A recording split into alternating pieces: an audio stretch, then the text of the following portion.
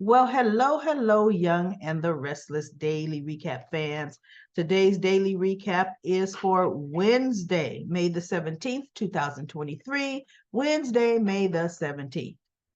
Well, we start off with Michael and Lauren there at Crimson Lights. And Michael had apparently, even though he told everybody else, don't tell anybody, went straight home and told Lauren. He told Lauren what was happening because Lauren was grieving and grieving hard over Phyllis. Okay. And so he told her, he says, I told you, she goes, I still can't believe what you told me last night. And they're stirring their little coffee at the little sugar bay. And he says, yeah, I needed to talk to you because I know you're a confidant and I could talk to you in confidence, about what's going on, and I could run things by you. So I looked everybody and I said, then why are you both not still at home? This is still a very sensitive topic. Talking to her in confidence, why would you go in public to talk about it? Crimson Lights, no doubt.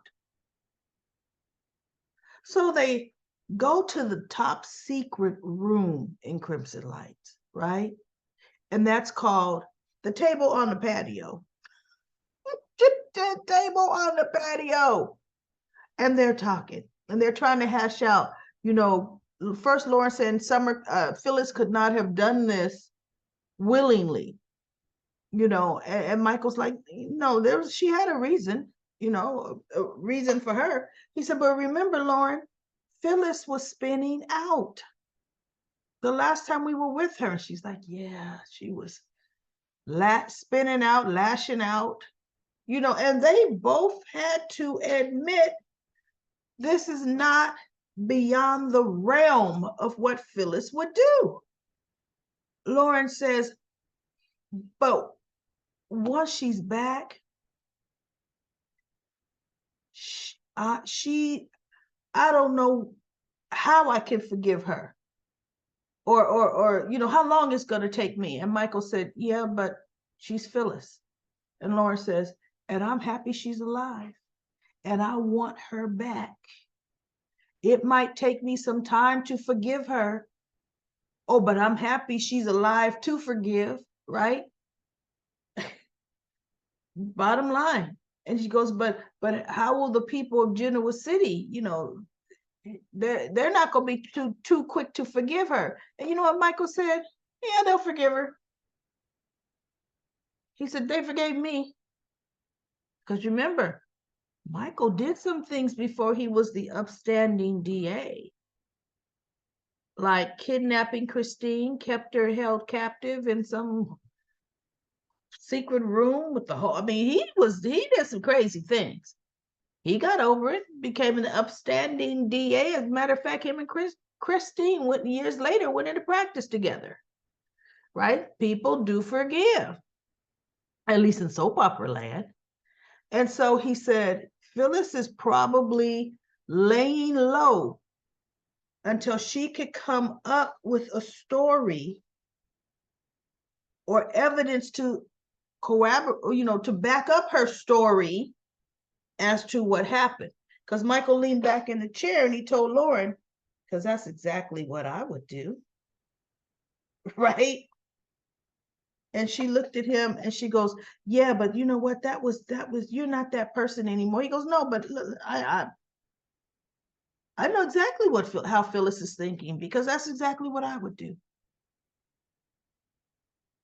So Lauren says, okay, then you're going to have to put that mind of yours to work and figure out how we're going to get our friend back here. And how we are going to also help her, right? Now, you didn't hear Michael say, oh, it's a conflict of interest. No, clear Diane.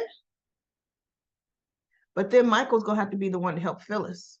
Yep, this case is done. I can take on the next case. So, and we have Nate. Nate's in the park. Audra shows up with 2 coffees.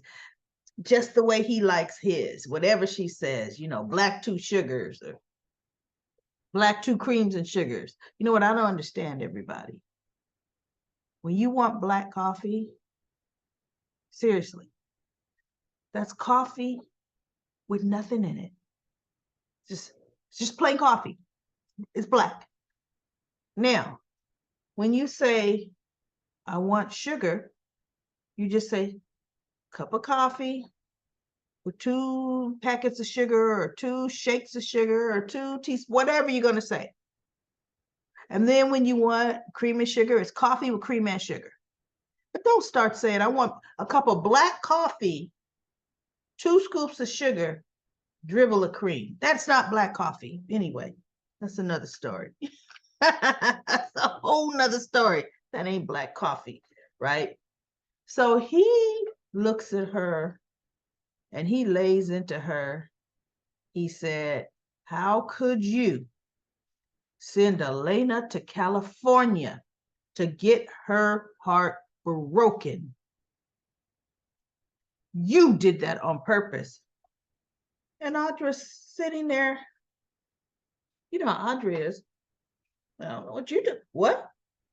He goes, there was no stopping Elena from going to LA. And he goes, but you knew. And Audra's like, no, I didn't know what you were up to. You knew I didn't go alone. You told Elena Victoria went with me. And you know what? Audra looked at him. Audra said, how was I supposed to know? You didn't tell her that bit of information. And why didn't you anyway? Oh, he didn't have nothing to say about that. So he said, but I never wanted I broke Elena's heart. I never wanted to hurt her and blah, blah, blah. And I was looking at him, well, that's exactly what you did intentionally, right? And so intentional or unintentional, that's exactly what you did. And Audra didn't apologize for nothing. I'm like, go Audra, stand your ground. So then Audra is telling him that, because he goes, well, it's over between me and Elena. And he says, and Victoria and I pretty much are going to explore whatever, because I told her last night she was the most fascinating, intriguing woman I've ever met. I'm surprised they didn't have Elena in the park jogging, hearing him say that, right? Because that'd have really been a slap in the face. And when he's telling Audra that, she's kind of like, you know, because she wants Nate. She just looked like, so he goes, well, and she says, well, fine. I mean, I could see the chemistry. I could see it months ago. You know, every time you two were in the same room with each other, it was evident. And she goes, just like it was evident to me, it was evident to Elena as well. Right? And so she goes, but I have to admit, it's a bit disappointing because I've been attracted to you. And they looked down at her. What? She goes, from the very beginning. So I have to say, he goes, oh, so this was your plan, Audra. Oh, get Elena cleared off the field. So now that would clear the way for you. And she goes, well, for one thing, now that you're involved with Victoria, that gets to be a bit sticky. So no, I will be backing away from that, because she's like, Victoria signs her paychecks, right? She's like, oh no, you two can have at it, right? And so she tells him, she goes, I am an ally to you. I see what you want, Nate. I see what you're up to. Look, you've been in the business world how long? And look at how fast you've risen to the top. She goes, oh, and you're not done either. I plan on following you up that ladder.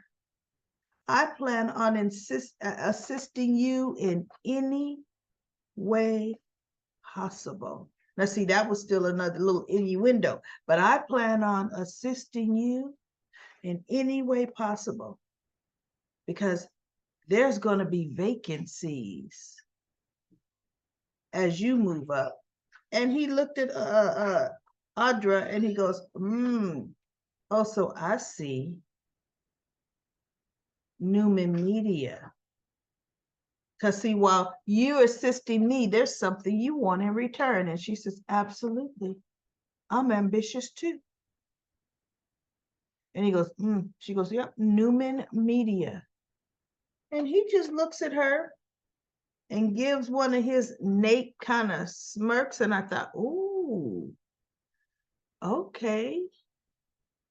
So we're acknowledging, okay, yeah, Victoria's fascinating, but she is taking you where you want to be. So they don't show them anymore. Victoria's sick and tired of talking to Nikki. They were at society for breakfast. She ends up leaving her because Nikki ends up turning the conversation back to Nate and Elena. Like, have you thought about what you did to Elena?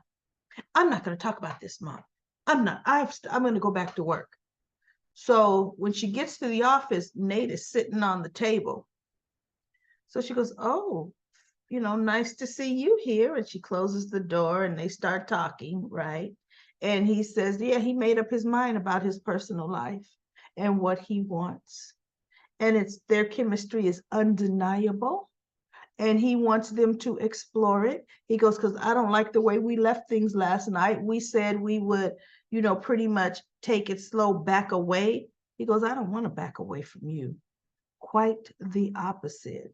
And she's like, oh, happy to hear you say that. Oh, she's eating it all up because, she feels the same way, right? So they start kissing, and next she's trying to rip his suit jacket off of him. And I thought, you guys are in an office and it's morning time. People just getting to work. People need to report to you, and you guys are going to just throw caution to the wind. So as they're just getting knee deep into it, Nick knocks on the door. Vic. So, Nate's trying to get his jacket back on real quick. Victoria's trying to fix her hair and straighten up. And she opens the door and Nicholas walks in. He looks at her, but then he sees Nate and he's like, so Nate says, thanks for those figures. We'll touch bases later.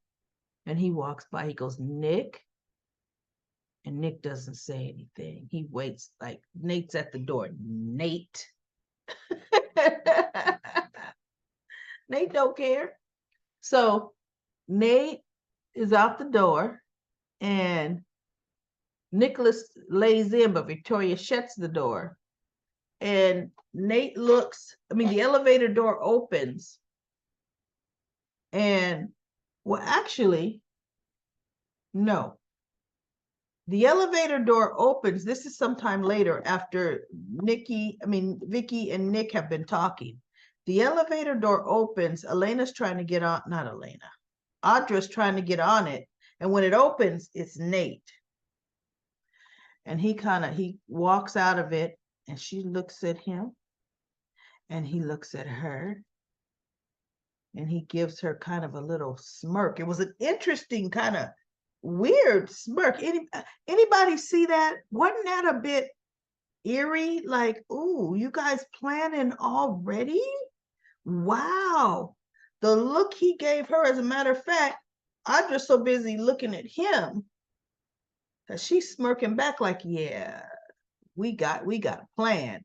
Elevator door closes. She misses the elevator. She has to ring the elevator but push it again so she could get on.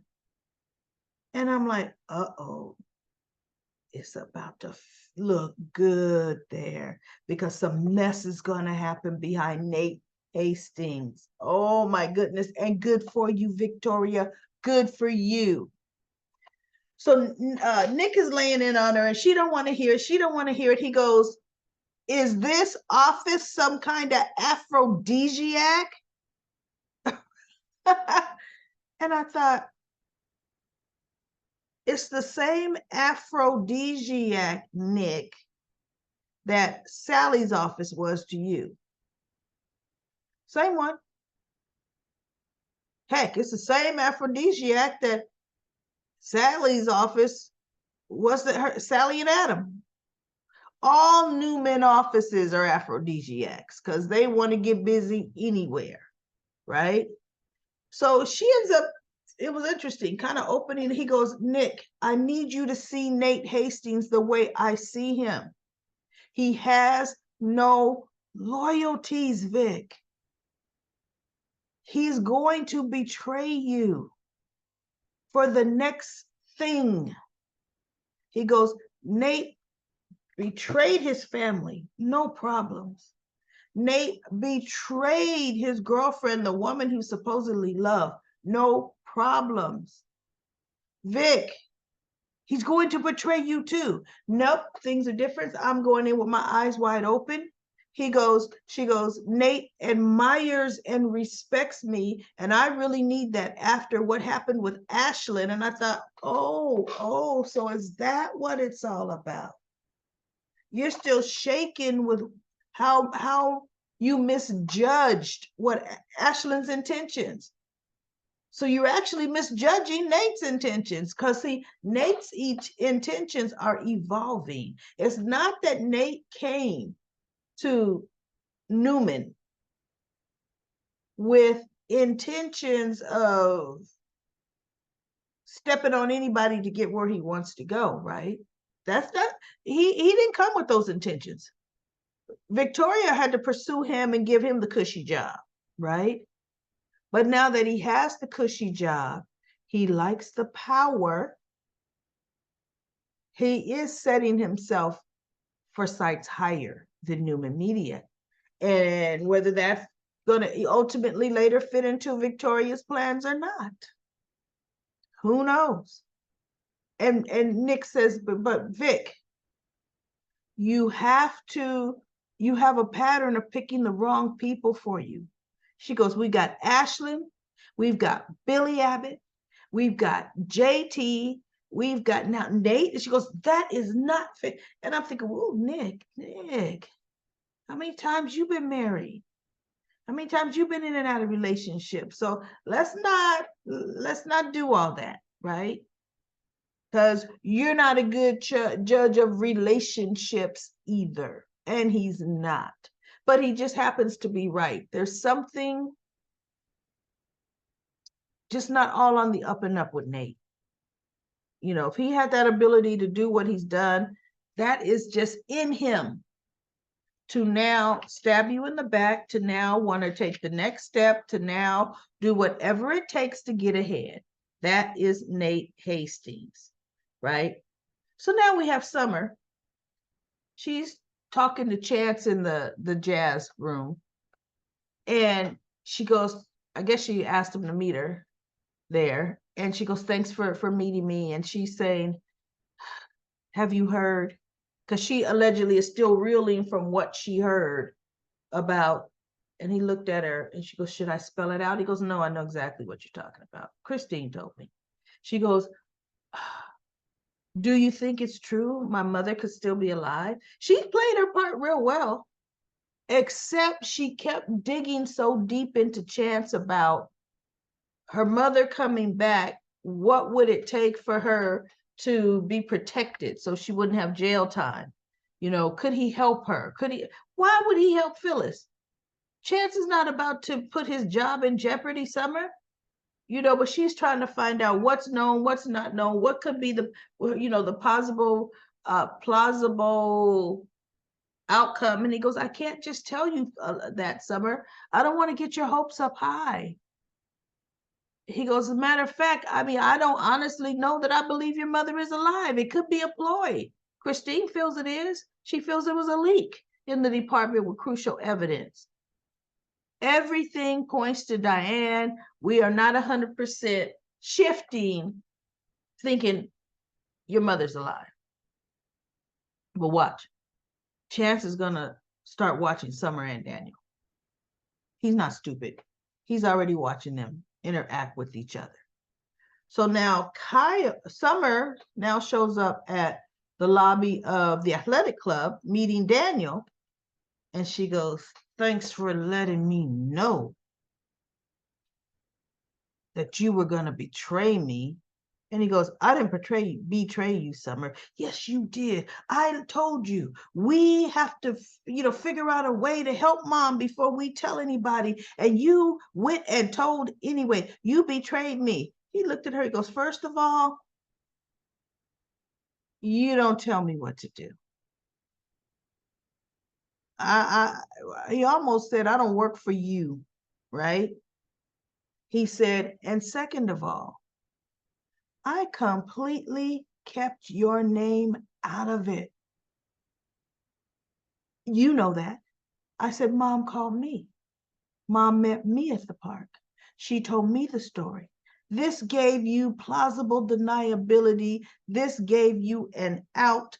I protected you, Summer. I protected you. Thank you very much. But you still wouldn't did what I told you not to do. Mom didn't." He goes, "You know what? Bottom line, our mother needs to be found. She needs to be brought home. And then we need to figure out, or then we can figure out how to mount a good defense for her. Period. I don't regret telling." She goes, she goes, "Well, Jack told Christine." And he's like, "Oh, of course he did." He goes, "Well, who else knows?" Diane knows." He goes, "Of course Kyle can't keep his mouth shut. Christine knows. Chance knows, you know, see, Daniel, that's what happens, right? She's like, nobody is looking out for our mother. And you just went ahead and just told everything. And so Kyle walks in and he goes, hey, what is going on here?"